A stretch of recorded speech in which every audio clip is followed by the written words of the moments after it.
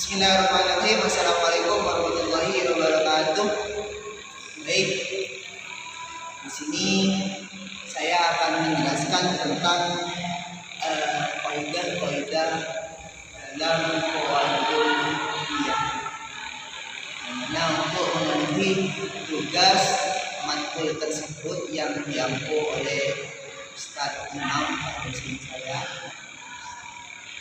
Bapak Imam Syafi'i, yang sudah menggelar jabatan S3. Selamat ya Ustaz. Jadi di sini untuk videonya mari kita simak.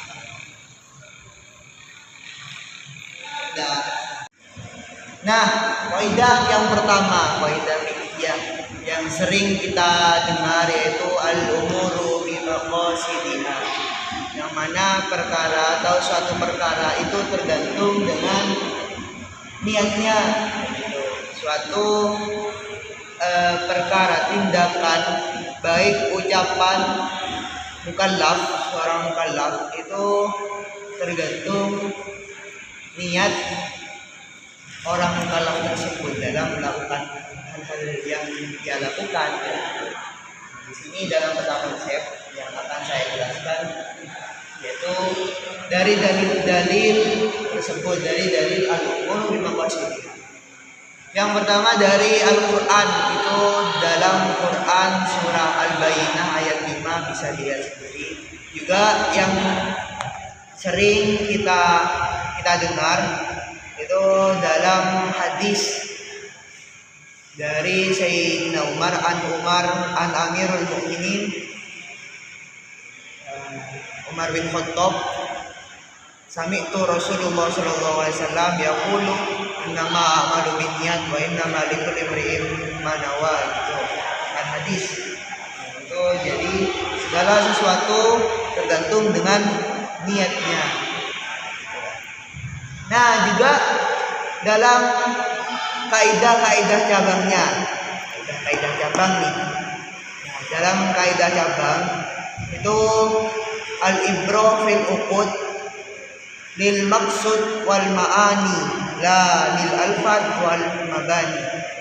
Jadi suatu perkara itu diambil dalam akad jual beli itu dari tujuan atau niatnya, bukan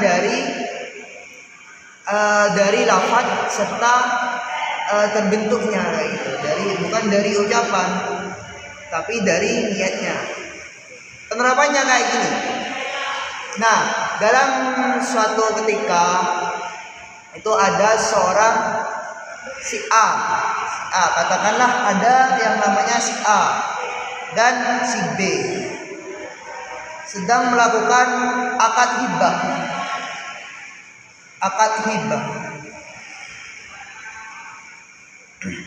Nah, si A ini akan menghibahkan baju kepada si B. Dia bilang gini, si A ini bilang gini, aku akan menghibahkan bajuku kepadamu si B tapi kamu bayar 10 juta. Nah, hal tersebut tidak termasuk hibah, namun akad jual beli. Meskipun dalam pelafatannya itu hibah, aku hibahkan kepadamu, itu belum tentu niatnya atau pekerjaannya itu hibah. Kenapa kok harus bayar 10 juta sedangkan kamu bilang hibah kan? Nah, dari situlah termasuk akad jual beli. Jadi wala lil alfat wal mabani, gitu. Jadi bukan dari bukan dari lafadznya saja, gitu. Harus dari niatnya, maksudnya. Paham ya? Dari sini. Jadi juga mengenai tentang niat, ini saya mendengar suatu kisah dari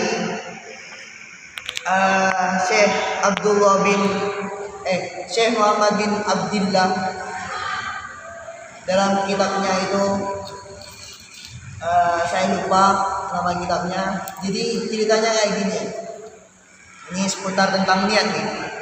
Itu ada seseorang, dua saudara itu mempunyai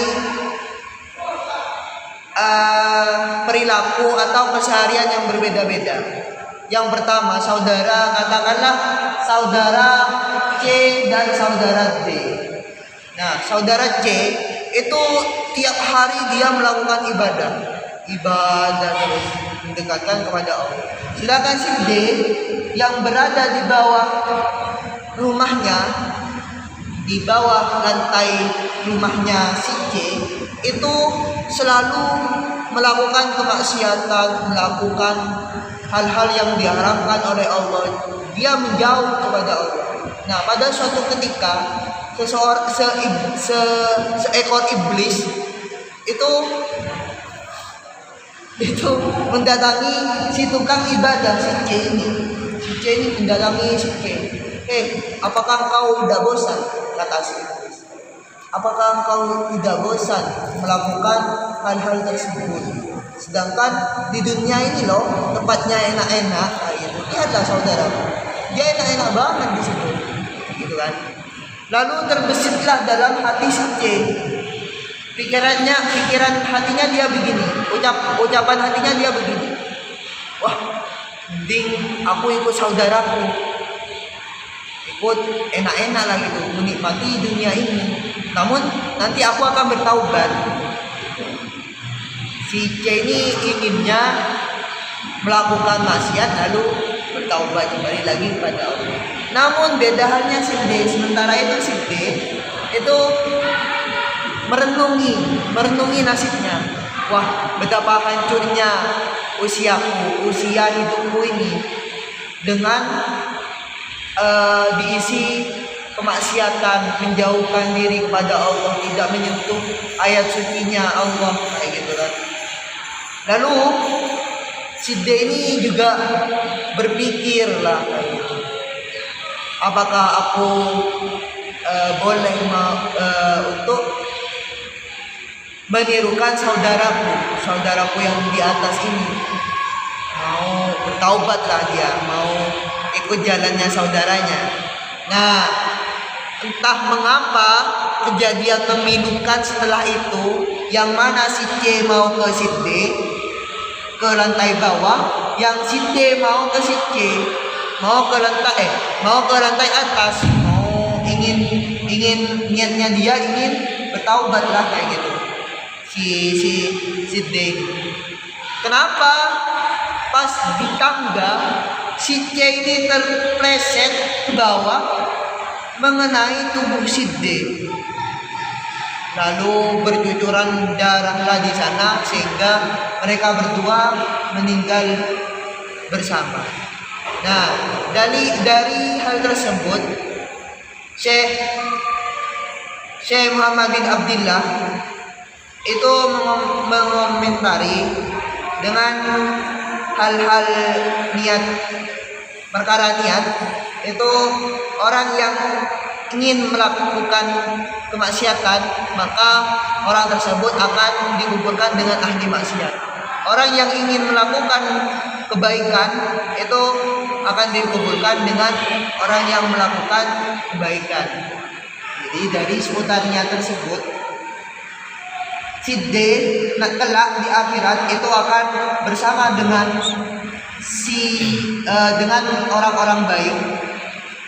dengan orang-orang baik, sedangkan nasib si C yang sangat kasihan banget lah, itu berkumpul dengan orang-orang yang ahli maksiat lah. Begitu seputar tentang al-umuru bil maqasid. Dari uraian tersebut, apabila ada kritik dan saran, kami terima dengan diterima seikhlas-ikhlasnya, karena itulah kita kan ditinggal sana. Kurang lebihnya mohon maaf. Wassalamualaikum warahmatullahi wabarakatuh.